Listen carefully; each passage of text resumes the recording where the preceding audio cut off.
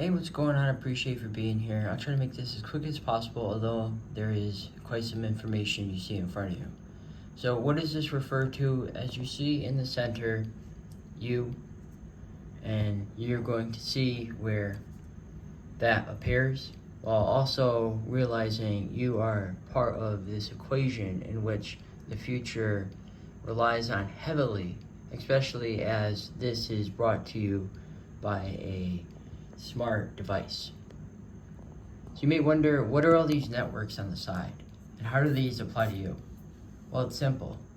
Just to go to the basic one, which I recommend anybody checking out this stuff when you have a chance. It's just the fact that a lot of this stuff isn't paired together. Why? I don't know, but I took the time to assemble all of this in hopes that more people would be aware of their attention span and the need to reduce or eliminate brain rot from further existing in 2025. Anyways, going into body area network, body refers to us. We just so happen to use devices that are far more powerful than we often realize. That's why interactions and interface are there. When you go to access your phone, you may have to type in a password or use your face, aka interface, to get access into your phone, while, believe it or not, you are also interfacing the devices that you use, even though you may not see them influencing much of your day. The reason why I'm saying this is because you, the human, are a part of all of these networks.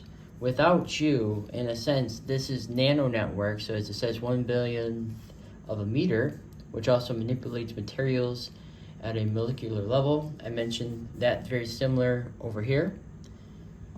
But it's the fact that your molecules within your body are capable of being manipulated whether you realize it or not. Often it's easy to dismiss it, as our attention spans can very easily go down the drain when we come to think about where our attention span is actually going within the time that passes in the day.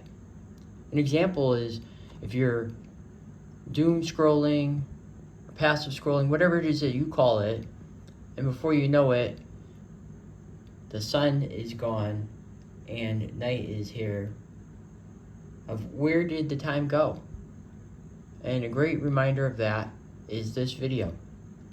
As I utilize the daylight, it's only fair for me to share this information with you that you may not have known prior. So as you see on the left, biophotons, and then you see on the right, biophotonics. It's the fact that these relate not only to technology, but relate directly to us. So as you see here, light particles spontaneously emitted by human cells and tissues as a byproduct of metabolic and oxidative processes, aka ultra-weak photon emission.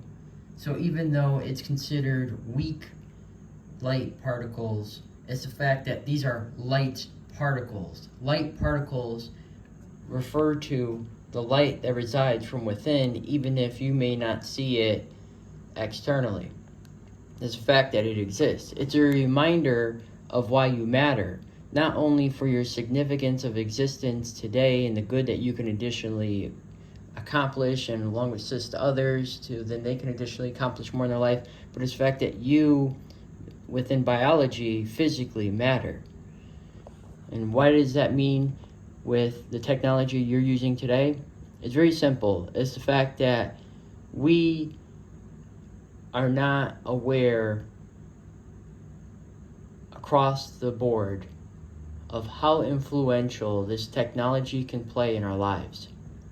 That's what leads me over here to biophotonics, an interdisciplinary field that uses light and other optical technologies to understand and manipulate biological systems, from molecules to living organisms, aka us. Combination optics, photonics, aka related to photonics and electronics, aka what I'm recording this on, and life sciences, us again, relies on interaction between light photons and biological materials. Optics, I put this down here for a reason. Study of sight and the behavior of light. The reason why I included that is because just so happened down here, the suprachiasmatic nucleus, aka the circadian rhythm, if you may have heard that prior, but really this is where our internal clock resides.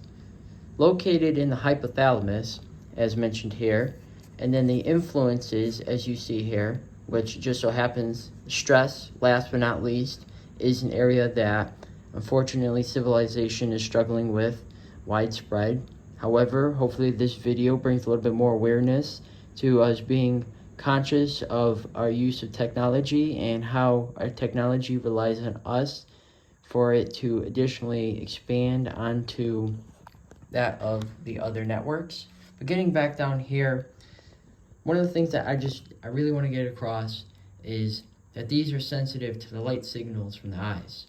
So it's the light in which you receive. As I have said before, eyes are the windows to the soul.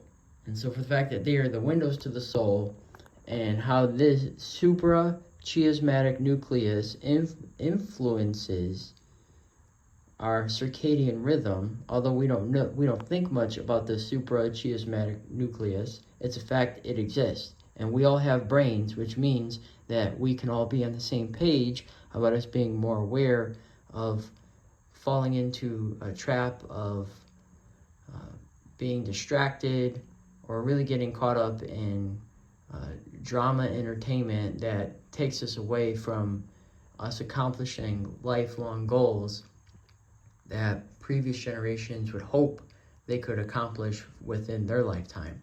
There's a saying that I have: the best way for us to pay homage to our lineage is through breaking chains of generational pain. And the purpose of this video is to see that you matter.